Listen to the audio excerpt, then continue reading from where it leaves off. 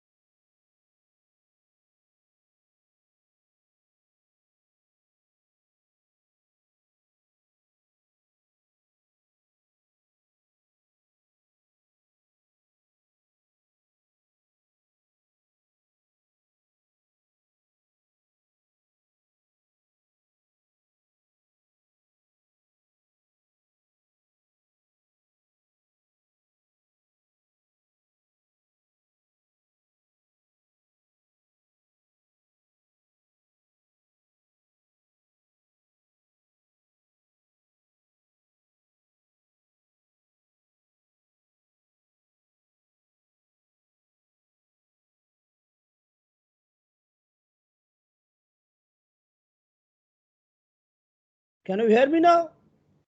Hello? Yes, Yes, sir. sir. हाँ राज गड़बड़ है Clearly. पहले देखा मेरा नेट कनेक्शन नहीं है वो पता नहीं then I checked that you reboot हाँ wait a minute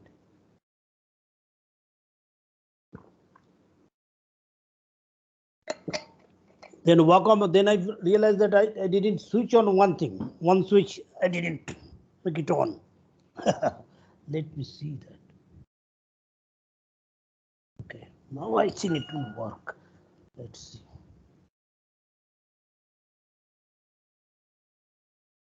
Well, lest I forget, I will send you a message.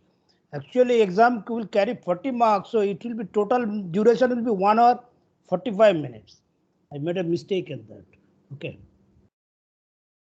So that I will send you a message. Now look here. So I talked about look what proof I've given. That's the proof. So I talked about closure point and accumulation point. Sequential characterization.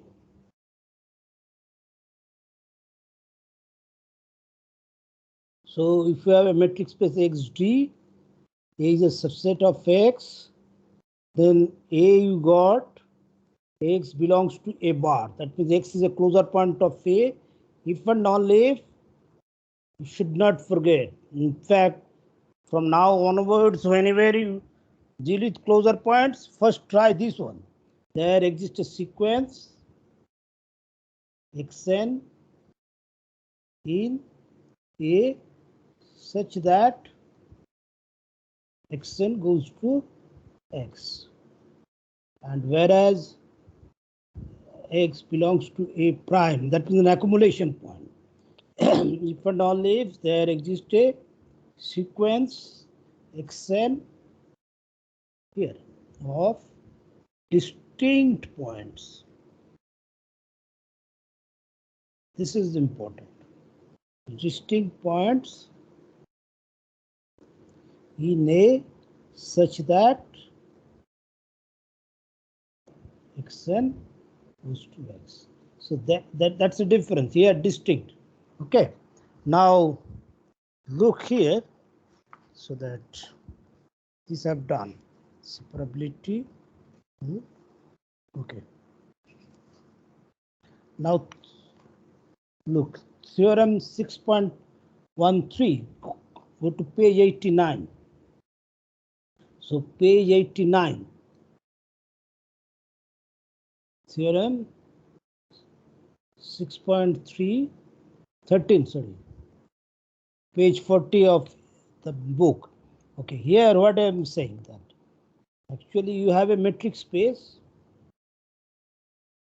A is a subset of X. Of course, you are assuming non-empty actually. Okay.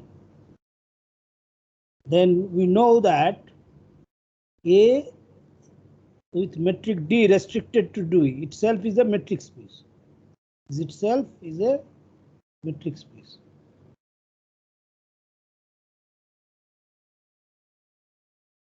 Now the question is that this question XD is complete. That means every Cauchy sequence in X converges implies this is the question, first question. AD is complete.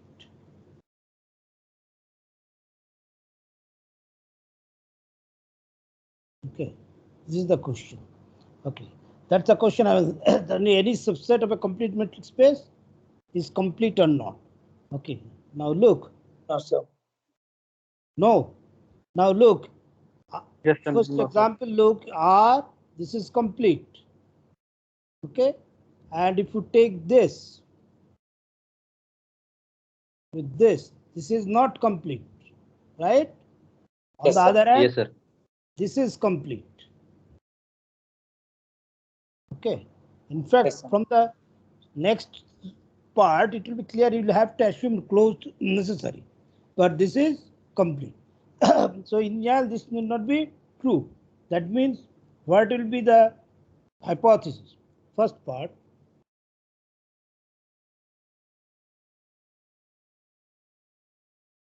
Hypothesis is that, of course, XG you have complete metric space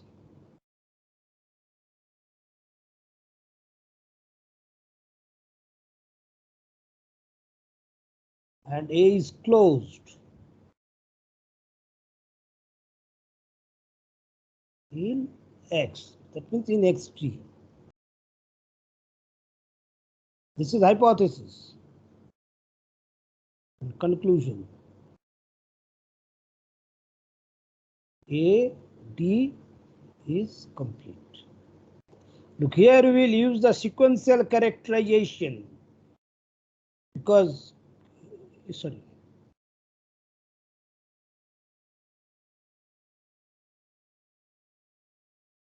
Look, here we are not going to use the definition of that closed. We are going to use the sequential character. That's a very natural intuition because I am complete metric space means that every Cauchy sequence converges. Okay. Now, so that take a Cauchy sequence. Take a Cauchy sequence Xn in A. Look, metric is same, so that it implies Xn is Cauchy in X3. Xn is Cauchy in X3 because same metric is D here. Okay, so that but XD is complete.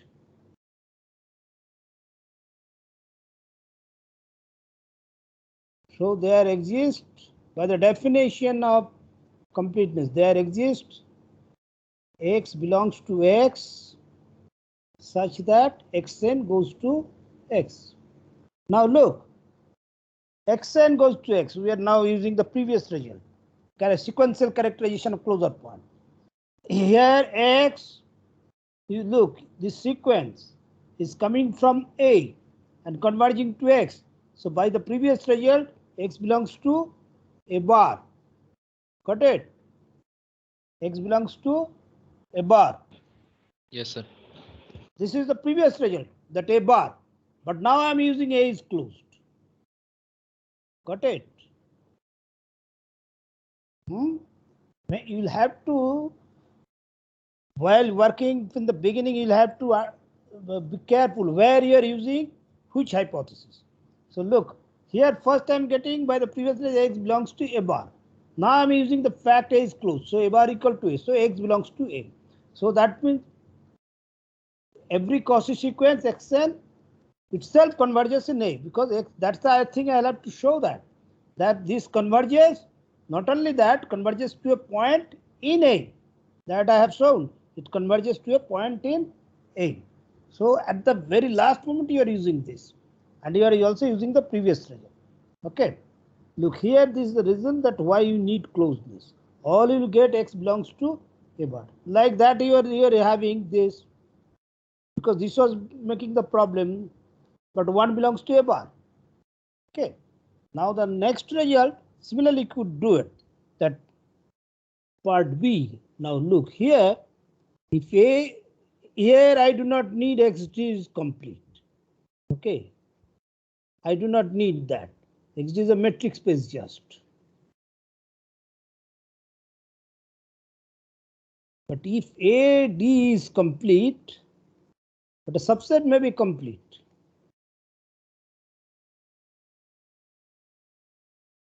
Implies A is closed in X. Again, you will have to use the previous result. Look, A is closed in X means what? I'll have to show every closure point is there. So take X belongs to A bar. I'll have to show that late. And you'll have to show X belongs to A. That's the thing. A is always subset of A bar. When you show that A is closed, actually you need to prove this. A bar contained in A. So X belongs to A bar by the previous result. Now look, I am using the previous result in the opposite direction. Previously I got a sequence from A converging to a point X. So X belongs to A bar. Here I have X belongs to A bar, so that I am opposite. I will get a sequence. So there exists a sequence Xn in A such that Xn goes to X. Now look, Xn going to X, Xn's are gathering around X. So obviously the Xn's are getting close to each other. That you can prove this way also. Dxn, Xn, you want to prove vigorously. Rigorously look. This way, triangle inequality. So as nm tends, if nm tends to infinity, then this goes to 0, this goes to 0. So this goes to 0. So that means it's a Cauchy sequence. Okay. But it is immediate because Xn's are gathering around X, so Xn will have to be close to each other. So Xn is a Cauchy sequence. Particularly every convergent sequence is a Cauchy sequence. So since it's convergent, it may converge to a point at that time, but it's a convergent sequence. So Xn is Cauchy. Xn is Cauchy. Okay. But Xn is coming from A. So Xn is Cauchy in A. But my hypothesis is complete. So there exists, AD is complete, I am using that, so there exists. I do not know that the X will be equal to Y or not. But first, there exists Y belongs to A, be careful. Y belongs to A such that Xn goes to Y. Okay, this, since AD is complete, complete means the point, convergent limit will have to be inside that. Okay, now look, here I am using this, Xn goes to X, Xn goes to Y. Look at the whole metric space XD. Here you have a sequence converging to 2 points, but the limit of a convergent sequence is unique. Okay, that doesn't depend on the completeness on whether matrix is complete or not. So X equal to Y, but X equal to Y, but Y belongs to A, so that X belongs to A. So you got X belongs to A. That exactly I needed to prove. Y belongs to A, so that X belongs to A. That exactly needed to prove. Okay, right? Got it. But so this is the thing. Now look, here I said that I have split this result into 2 parts in order to emphasize where you are using the completeness of X. Usually people write whole thing. Look here, usually you can take as a corollary actually if you want that let Xt be a complete metric space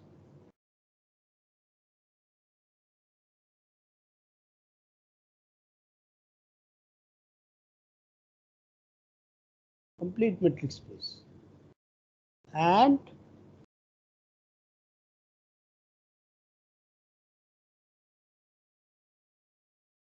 then AD is complete if and only if A is closed in Xt. That means in a complete metric space, closed subsets and complete subsets are same. But here, this is the usually the result the books prove. But I look at my result. In one way, you do not need A to be, look here, XD is complete, A is closed, so AD is complete. But second part, I do not need to assume part B, XD to be complete. Okay, so completeness actually is a stronger condition than closeness. Look, completeness, careful, completeness is usually stronger.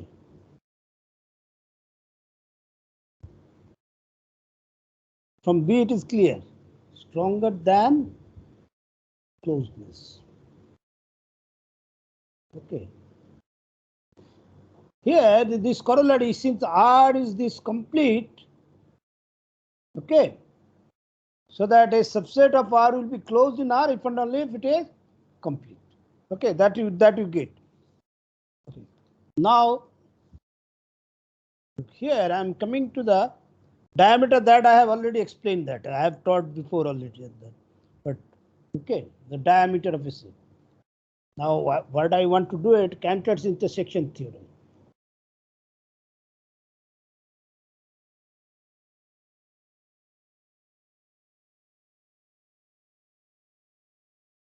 Look, why Cantor's intersection theorem is very important.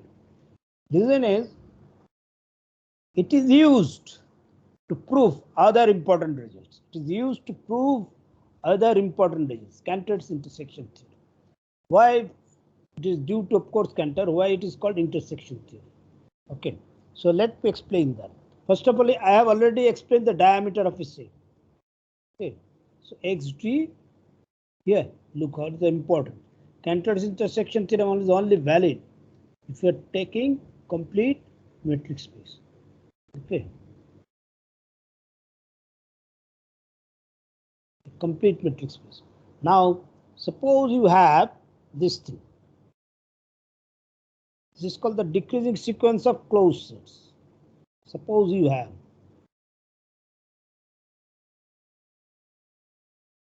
first of all this is each AI is closed. When you have this thing, then we call it a decreasing sequence of closed sets. Similarly, if I have this, all this, then it is increasing sequence of closed sets. Decreasing.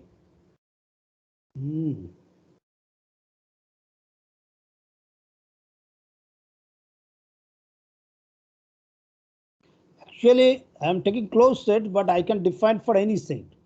In fact, I have made a comment here. In measure theory, it's very important that decreasing, increasing. Okay, sets. So decreasing sequence of closed sets. So this is one hypothesis. You are taking, look, first hypothesis is XD is complete. You are taking a decreasing sequence of closed sets, and the diameter, this is diameter, tends to 0. That means diameter is getting smaller and smaller and smaller. Okay, then this, that means n belongs to n, is non-empty. That's the thing, is non-empty. And not only that, it says something more, that it will have only one point. It will have only one point. But that I am not emphasizing that, though I will prove that it can have only one point.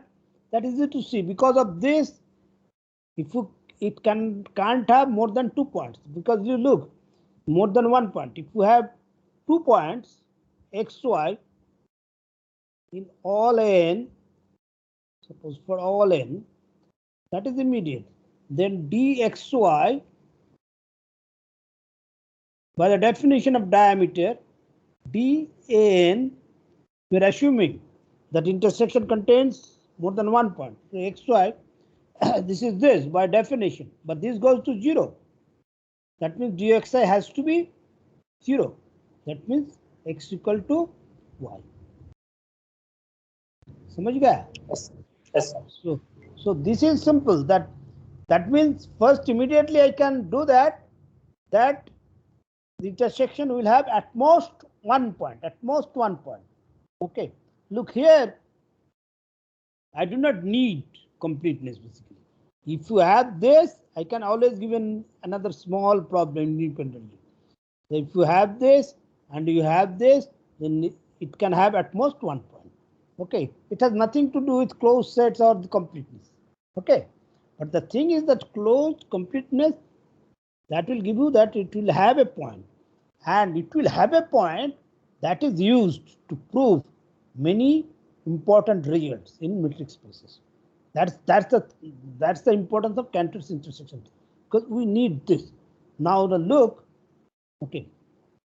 So before that, let me tell you that I have made a comment that if you have a sequence xn, suppose converges to this, then any subsequence also will converge to x, right? If you have a convergent sequence, then any subsequence will also converge. Particularly, look, I can start a subsequence. Suppose you have this xm plus 1 like this. I can start a subsequence from here. That will be a subsequence because it will be strictly increasing order. Only after from this stage I am starting. So that I said, because Cantor's intersection theorem we use that. So that first, finally many members which chop out, still it will have a subsequence that will converge to the same thing. Okay, so that actually we use that fact. Now look, the proof, the Cantor's intersection theorem. It's a very simple theorem, but it's a very powerful result. It's a powerful result. Okay. Now look, that already remark I explained at that. Okay. Now proof that I said that. Okay. Now main part, that this intersection has to show the 1 point. Okay. First of all, look, of course I am assuming each of them is non-empty, because if one of them is empty, then the intersection will be empty. So that more precisely I should have non-empty closed sets. Okay, empty set is also closed. So non-empty closed sets. This is very important. Non-empty closed sets. Okay. Now look.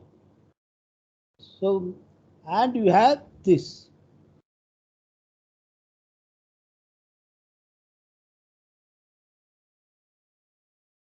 It will be decreasing, right?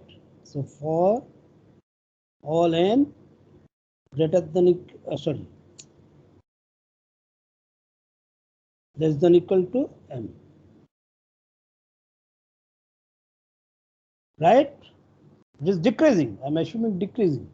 Okay, so the bigger n, bigger m, it will be smaller. Okay, right.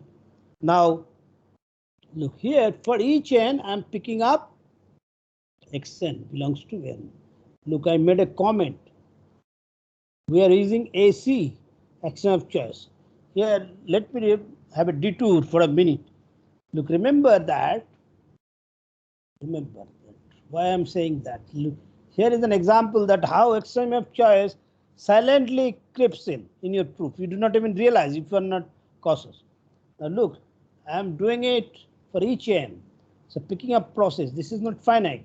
So I need axiom of choice. But axiom of choice, usually what I say, if you have a pair of disjoint set, okay, disjoint set, then I can have a set A such that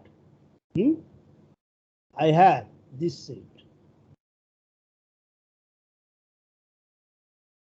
from each where xi belongs to xi unique points. This is pairwise disjoint. I can have a set that, okay, right? That means I can have a set like this, union of xi such that each A intersection xi consists of 1 point only. Consists of only 1 point. Okay, right? Fine. But the thing is that here I am having xi, this thing, pairwise disjoint. I made a comment while teaching you axiom of choice. But if you do not have pairwise disjoint, still I can make it. Look how I'll do it. Again, I am recalling. You take instead of this set, Y. This is ordered pair. Okay. Call it yi. Fine. Then yi, yj, the pair is disjoint if I not equal to j. Then we can apply an axiom of choice here. So I will get B, subset of union yi. Okay. Right? Such that B intersection yi is a singleton. Okay. Is a singleton. Now B will look like what? Like this. Suppose you have this is yi. I belongs to I. I take A equal to this simply. Now the only, so still I am having a set where each yi is coming from yi. Only thing is that here yi's may not be distinct because look, choosing B intersection yi and B intersection yj, though ij are different, but look here.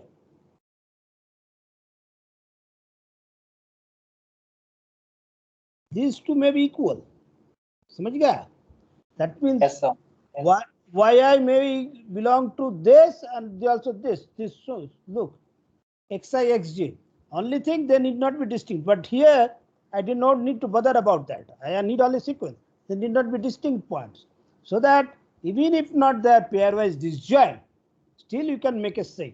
Okay. Only thing they need not be distinct. They need not be distinct.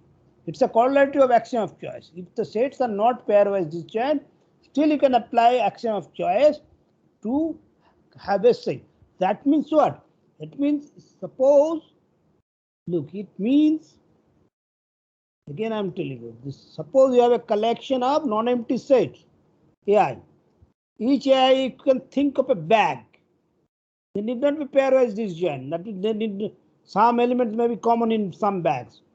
From each bag, it's saying basically from each bag AI, I can pick up an element xi so that I have a new set. Okay.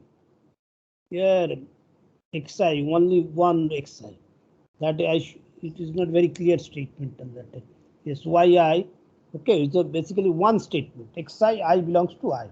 One I, xi is a fixed element such that xi belongs to I. I belongs to I. Okay, right. Or you can write if you want. This thing xi. I think this is all right, but xi belongs to ai. This one. Still you can have it, but you are having axiom of choice. Again, look here. What I am doing? I am having a sequence of sets, though countable infinite set, and for each n I am picking up an element. That's why I am using axiom of choice. Here I say, are we using axiom of choice here? Yes, of course you are using. Okay, axiom of choice, right? Okay. Now fine. Now look, so xn, I am doing it. Axiom of choice application is actually simple. Don't get scared that oh here you are using axiom of choice. But again, this is an example where you can see that you are not even careful. Axiom of choice silently is there. Okay. So xn belongs to m. Now look, t xn xm. Suppose here earlier m greater than equal to n. If m greater than equal to n implies okay m contained in n, right? That means xn contained in n. That's the way I have chosen. Xm contained in m is in m. Okay, that means both are in n. So that by definition of the diameter, this. Got it? But here is the hypothesis. In the beginning, if you are careful, you should check where I am using which hypothesis. Look, Here it is a thumb rule. When you are looking at the proof, be careful where you are choosing which hypothesis. Suppose if you do not use a hypothesis, there are two possibilities.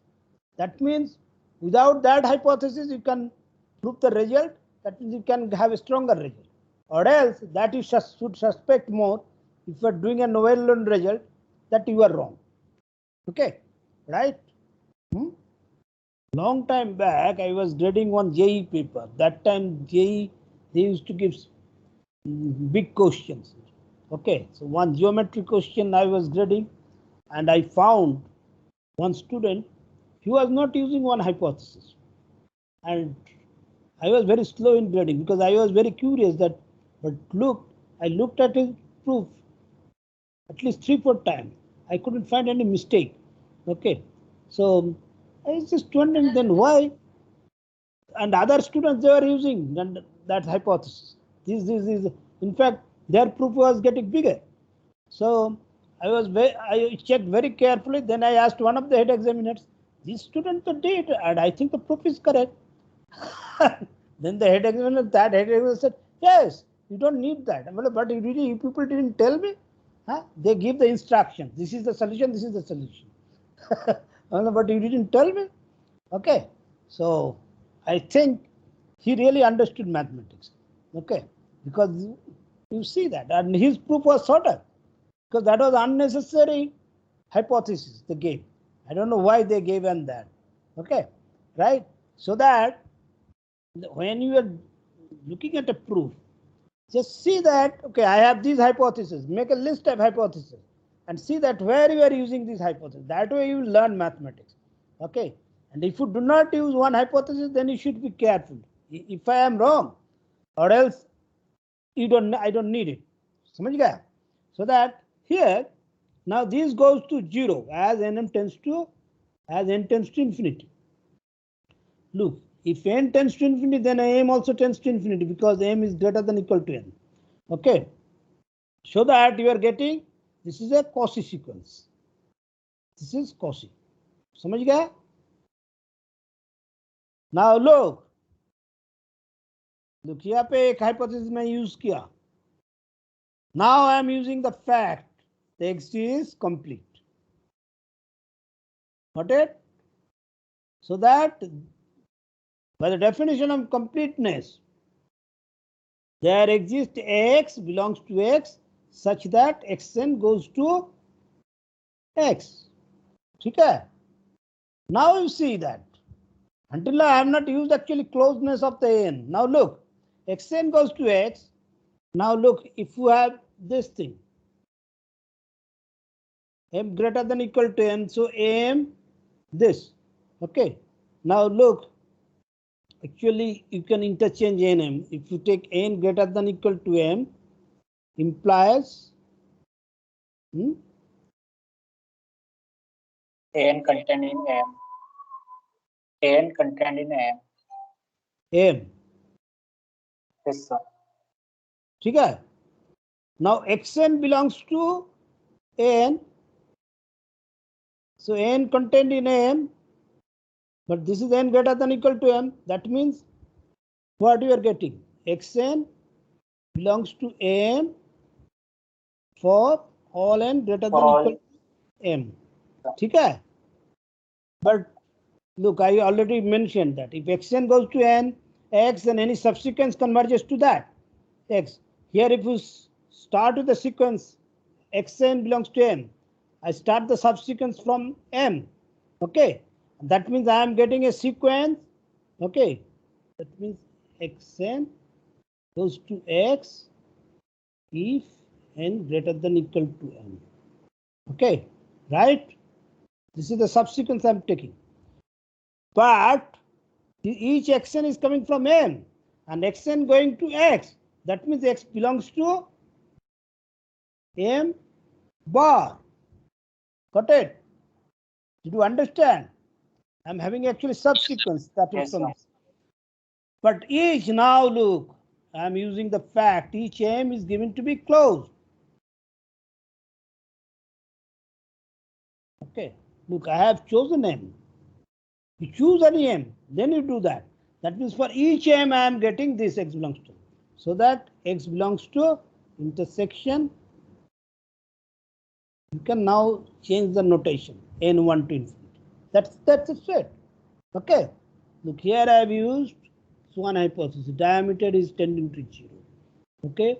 Here I am using the thing xt is complete because I have, look what I did, 3 steps. By using this, I have got a Cauchy sequence. Then xt is complete, so it converges. And then because of this convergence sequence, I'm getting that the limit x belongs to am bar. I'm using that result. Sequential characterization of closure point. Okay, but each am is closed that I need, so that x belongs to m. That's it. Got it? Okay. Now I gave a counter example that if you do not have completeness, then it may not be valid. It takes this thing with usual distance metric. This is not complete because already you have seen that a subset of a in R with usual distance metric will complete if and only it is closed. It is not closed, so it is not complete. Anyway, you can immediately see 1 by n goes to 0. 0 is not here, so it is not complete. Okay, right? Now I said I have taken the other way, the sequence 1 by n plus 1. Why I have taken 1 by n plus n? Can anybody can say that? I didn't take 1 by n. I have taken 1 by n plus, because if you take n equal to 1, that is not here. 1 belongs does not belong to 1. Yes. So that's why I have taken this. समझ गया? Yes, sir. Okay. But it's a Cauchy sequence doesn't converge. Now you take this n.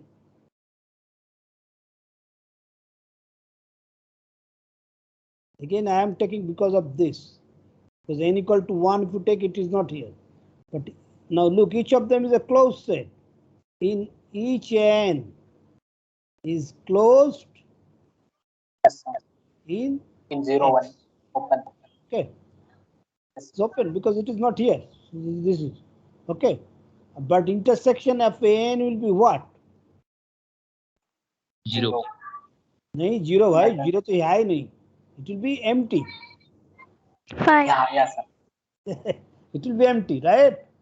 Yes, Look, sir. you are Yes, getting sir. everything of Cantor's intersection theorem. The diameter Yes, is equal sir. to 0. It is a decreasing sequence. Only thing, this is not complete. Okay, but that's why I'm getting this thing. Intersection is empty. So that completeness is very important. So that if you have a result, make sure that actually I have not told you that. Why you are interested in complete metric space? Here, Cantor's intersection theorem is a good thing to tell you that. Moment you get a metric space, your first natural question should be, is it complete? Suppose you have got a metric space, then you should ask. Reason is very simple. If you have completeness, probably with blind eyes you can apply many results without bothering. Those will be true. But if XD is not complete, then many results may not be true. Good results may not be true, like Cantor's intersection theorem. So that given a metric space, first question you should ask, is it complete? If it is not complete, be careful about applying the results. If it is not complete, समझ गया? Okay. In function analysis in third semester, you'll do that. There you'll see the importance of this completeness and that. Okay. So this is very important. Okay. Now I want to give an example of a complete metric space. This is very important. Okay. This has nothing to do with Cantor's intersection theorem, but it is very important in analysis overall. Okay. Let me tell you that what is that and what is the importance of the completeness of R. Okay. Suppose X is, don't confuse that. It's a non-empty set just.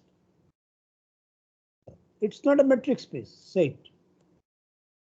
And you're taking, look, this makes sense. Function. You have a function on X, real valued function. Okay. Not only that, it is a bounded function. What does it mean, bounded function? Bounded function means fx, the range is bounded in R. That is called a bounded function. Yes. समझ गया? The range is bounded. Is bounded in R. Then it is called a bounded function. The function need not be bounded. It need not be bounded in R. If it is bounded, then we call it bounded. Like if you take x equal to R. Simply. Look, if I give the identity function, this is not bounded. समझ गया? If I take x equal to 0 infinity, then if I give this function, this makes sense because 0 is not here, but this is not bounded. Okay, because if it goes to 0, then it goes to infinity. So this is not a bounded function.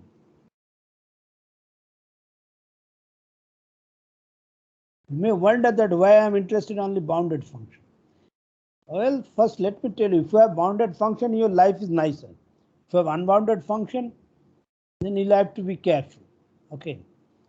But often after you will study that sometimes the unbounded things, they're easier to deal with. But right now you may think that I am making your life difficult suddenly considering unbounded things. That is true right now. If it is bounded, it is nice. If it is unbounded, it is a bit difficult right now. So that by bx, x is a non-empty set. Bx we are taking, look here, this thing, that f is a function, real valued function. Here for the function, second dot I mentioned, second dot means such that f is bounded. Okay, that means I have also explained. That means fx is bounded.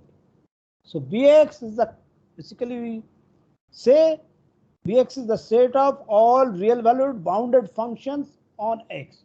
So that means you write this bx. I'm having another set, the set of all Bounded function on X. real valued, okay, because my range is real. But later on I made a comment, with complex also it will work, of all real valued bounded functions. ये important है.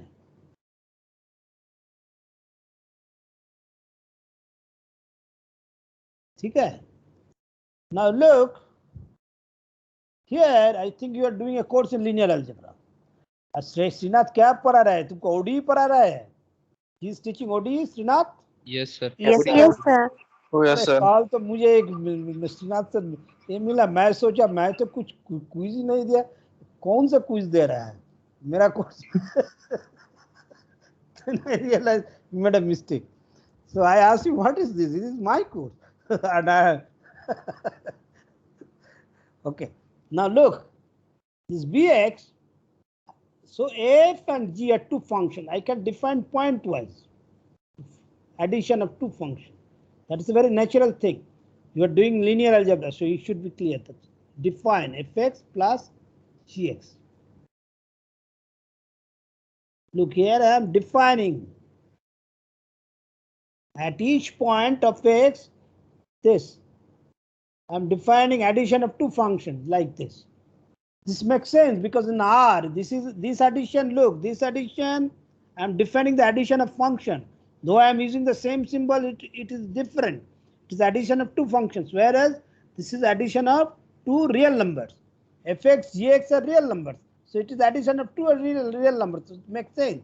And here I am defining, this is notation I am using in order to denote the addition of functions. Similarly, if you have alpha real scalar, then alpha f, scalar multiple of a function, you are defining. Again, you are defining alpha fx. Look, fx is real, alpha is real, so it's a real number.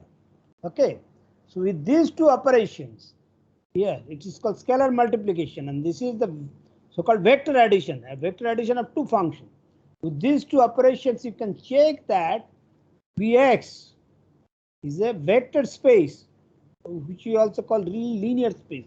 Is a vector space over R. समझ गया? Yes, sir.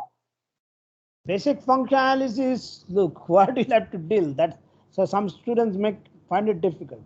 You'll have to understand real analysis, but you'll have to do metric space and linear algebra. That will come. So it's all interplay.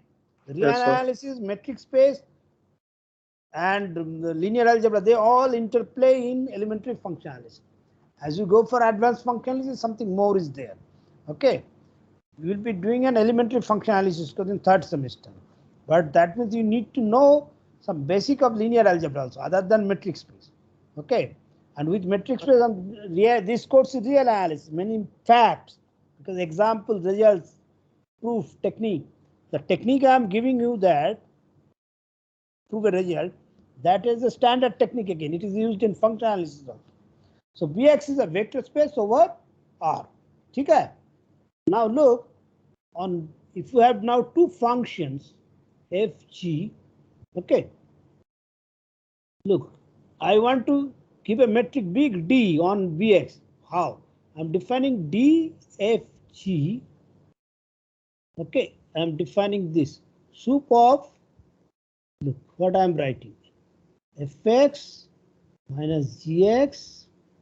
I can write this here, I can also write here, x belongs to x, like this.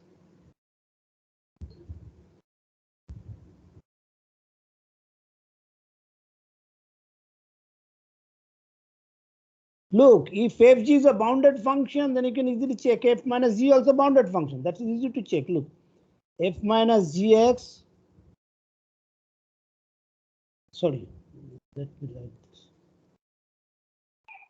equal to f by definition fx minus gx. Look, here I have using two definition. This is actually f minus g matlab f plus minus g. Understand? This is a scalar multiplication taking minus 1. This is the meaning of that. F minus g is f plus minus g. So it will come this, because this is scalar multiplication. You may ask, what is the meaning of this? This is the meaning of this. Okay. But this is less than fx plus, sorry, gx. Suppose f is bounded means what? F is bounded implies there exists m1 greater than 0 such that fx mod fx less than equal to m1 for all x belongs to x. Similarly, for g you get 1 m2, right? For g2, so it is less than equal to m1 plus m2. समझ गया? So that it will be a bounded function. So that means dfg, if I define this way, it will be a real number. It's a non-negative real. समझ गया? I'm not going outside real. Remember them. Why I'm interested in that? Because I claim this is a metric. This is a metric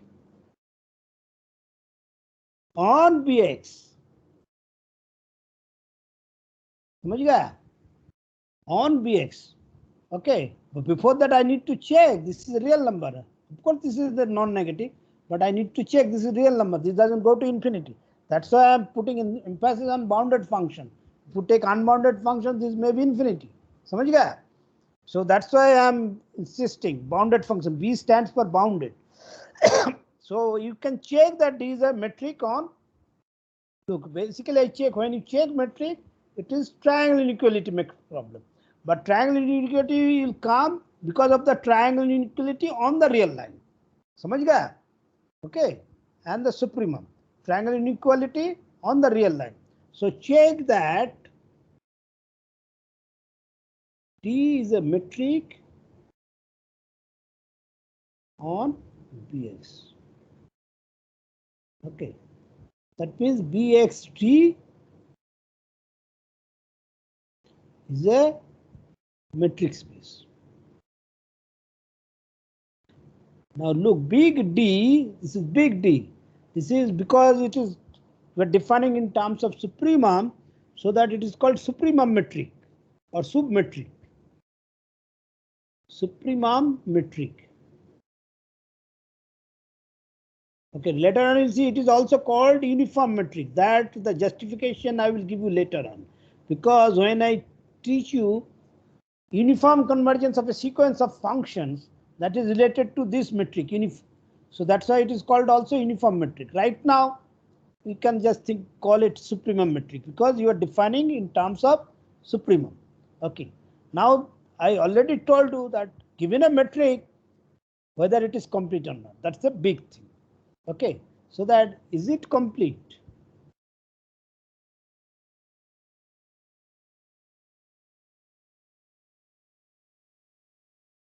Okay.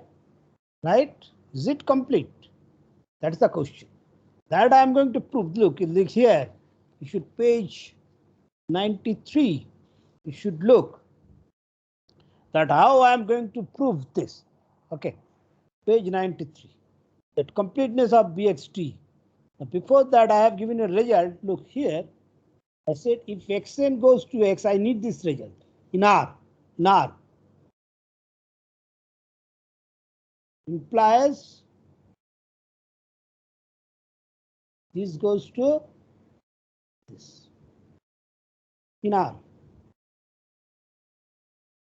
Actually, it follows from the fact that mod function is continuous because you can write, look, this. This follows. समझ गया? So xn goes to x means this goes to 0. That means this goes to 0. That means this symbol. But what is the meaning of this? That if you have this, I have this. Now look, xn, I'm writing this. This means limit, you could write n to infinity if you want. That is x. But what is x if I use this notation?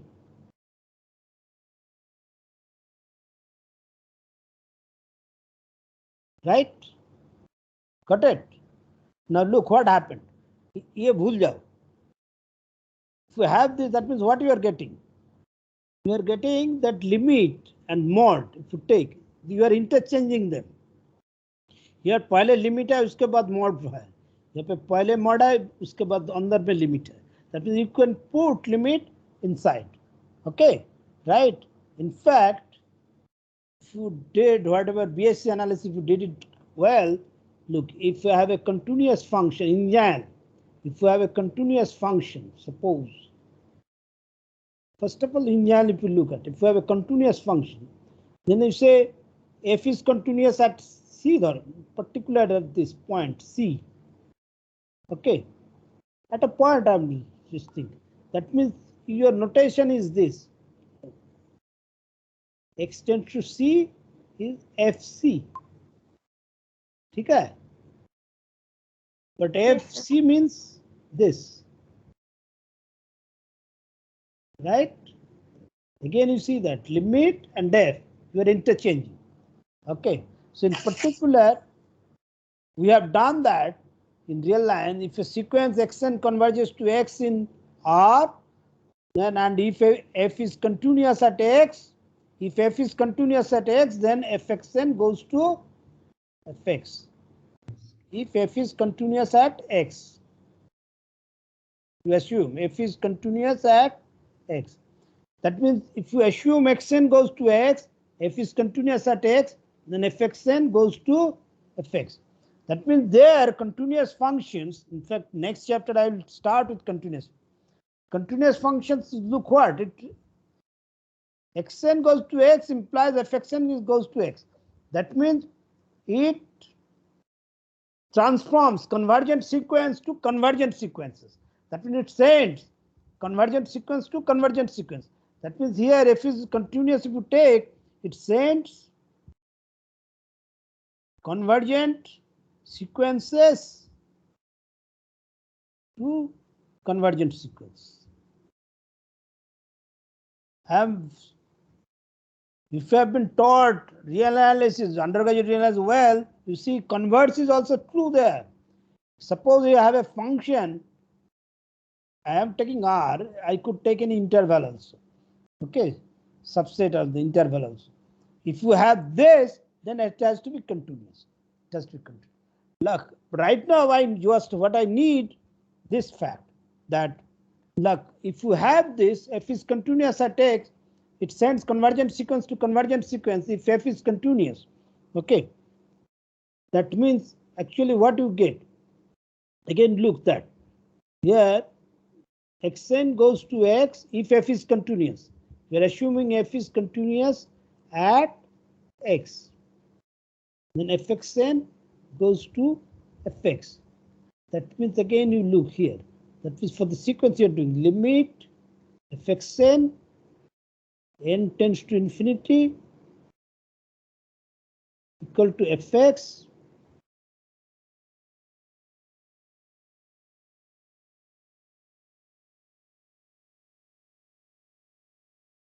look limit f, you are interchanging.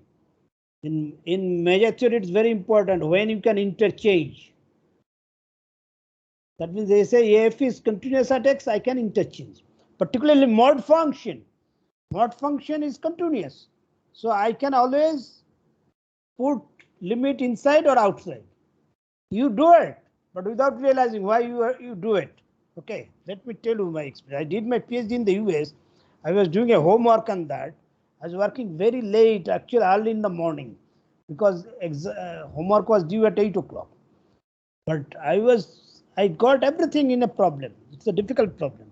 Only thing at the end, I was thinking, how will I push it inside? There is a mode. Okay, this simple thing was escaping my attention. But how to push? I needed to push inside this, then the mode. Okay, and I got stuck. Then I got fed up. Then I went to sleep. I couldn't sleep. In the sleep, I was thinking. Then I said, good Lord, it's a simple thing. It is a mod function, so you can push the limit inside. Okay, don't forget it. Okay, in fact, we'll be using this thing. That is the thing. Okay, that's why I have given this small result for the particular case, mod function. And you should read, but I will explain again tomorrow. But let me tell you how we use the completeness of R. So here we use the continuity of this function and the fact this is complete. To prove this two facts that Bxt is complete. Actually, D is a complete metric. Is complete.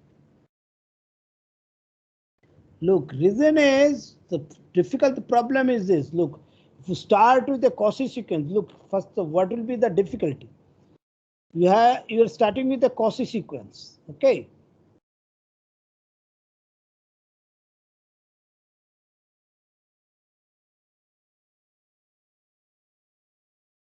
Look, what is the problem with that? All you have that D when Fm goes to 0 as Nm tends to infinity. This is the only thing you have. And I'll have to show it converges. That means, first of all, look, I do not know which function it will converge. Forget about to check the conversion. That means first I need to construct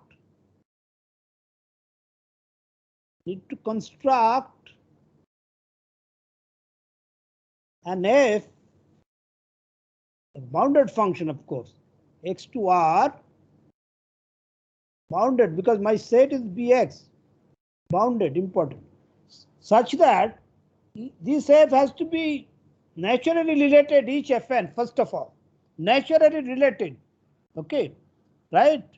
And then you have to show that this goes to this. Sorry.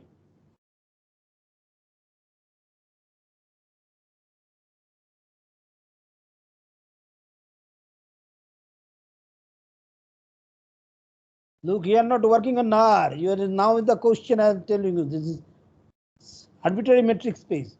You do not know how to get the F. That's the thing. So that you need to construct F. Of course, it won't come when God won't give you this. You'll have to think that how it will be naturally related to Fn. And then you show that. Two things. First of all, three things. You need to construct f so that it is naturally related to this. Then check that f is bounded. If it is not bounded, it won't belong there. And then you check this thing. Now look, if you think about the rule, I'm not going to finish the proof. You should read the proof. I will complete the proof tomorrow. But I am telling you, what else you can do that? Now look, if I have this for each x, that means if I want to define a function naturally related to this, Fn, that means for each point x, I need to define a function. Okay, so that will take x. Now look, Fn x minus Fmx, by definition, this is this. Look at the definition of DFG. So this is less than equal to this, right? Got it? Okay, but this tends to 0 because Fn is a Cauchy sequence. So that means for each x, look, this is converging in the real line because this goes to 0. That means it's a real sequence and it is converging to the real line. But real line is complete with usual distance. I am using usual distance.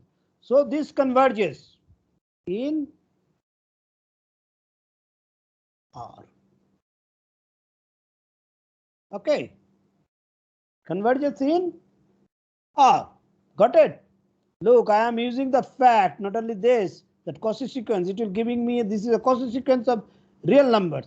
But now I am using the fact, real line is complete. Now it converges in that, so there will exist a point, Fnx goes to y.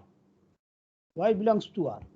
But now look, this y will depend on x, because if you change x, then you will get another sequence, so that y depends on x. So these you call fx. That means fx you are defining, fx equal to define limit Fnx and tends to infinity. This makes sense because I have proved this limit exists, and that I am calling fx. Okay, look, this way I got hold of a function f which is naturally related to f. Now all I'll have to check, this f is bounded. First of all, that f is bounded. This will be bounded because of the limit of the sequence of a bounded function. And then I'll have to check that. That means the first I'll have to check this, and then I'll have to check. After this I get this goes to. But you will see, if you are careful, I will do it tomorrow again. I will complete that to prove both. Actually use that this is continuous. That means we will push the limit inside this. That I am doing it. Okay, we can check that. Proof of these two are similar. Okay, so I will do it tomorrow. I will finish it. Samajh gaya? Another thing, let me tell you about the exam. This will be, I will send you a note. This will be, duration will be 1 hour 45 minutes. 1 hour 45 minutes. Okay. Actually 1 hour 30 minutes plus 15 minutes. And you have 40 marks. And look, after teaching this, I will teach you one more thing. That I think I'll be able to finish it and that. Okay. This in I will tell you that in a metric space, I think I'll be able to teach you, because tomorrow I'll finish it. Then I'll distance between, if you have A, B, two sets, you can take a non-empty.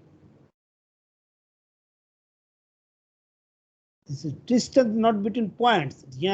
What is the distance between two sets?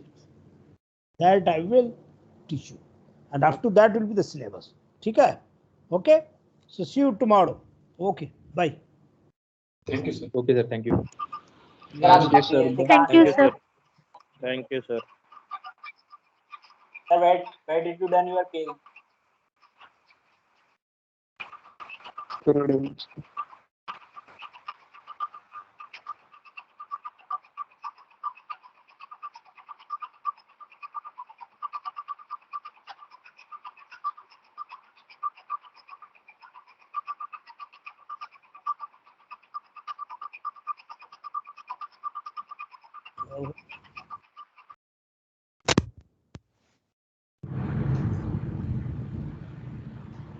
I see.